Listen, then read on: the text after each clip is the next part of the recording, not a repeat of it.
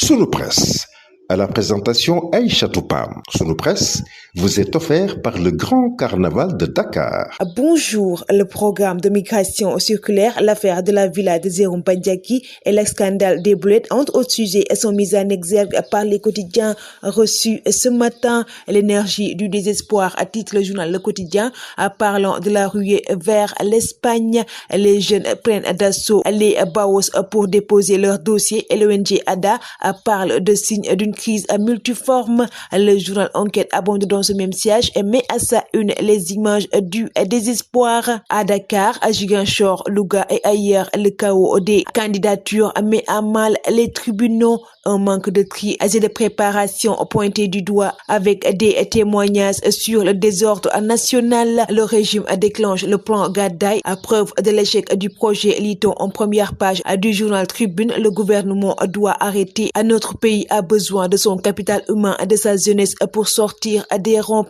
du sous-développement, explique Babacar Ba du Forum du Justiciable. Le quotidien national Le Soleil s'intéresse sur la loi d'orientation agro-silvo-pastorale et met à sa une 20 ans et peu d'impact. Adoptée en 2004, la loi d'orientation silvo-pastorale, considérée comme révolutionnaire et innovante, devait transformer l'agriculture sénégalaise.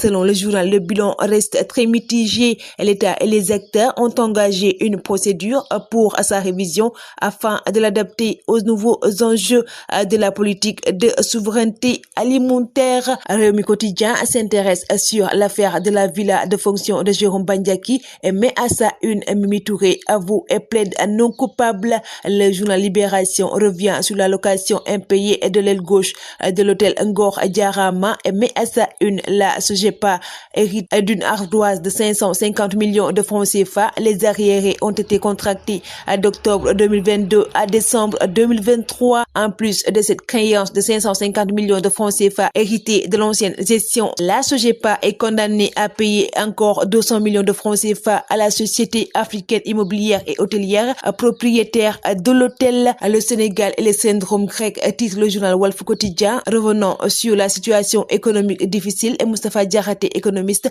qui estime que la crise grecque était plus profonde et plus systémique. Le journal Sud Quotidien revient sur le potentiel extractif du Sénégal entre renégociation des contrats et impact du pétrole et du gaz sur la pêche et met à sa une compte et des comptes. Le journal revient sur les éclairages de Dr Moussa Silla, ingénieur et géologue. La police frappe au cœur de la mafia des Sipo, lit-on en première page du journal L'Observateur, parlant du scandale des boulettes, nécrose des fesses, écoulement de pus, comment médecins et pharmaciens ont aidé la police à démasquer le réseau de malfaiteurs.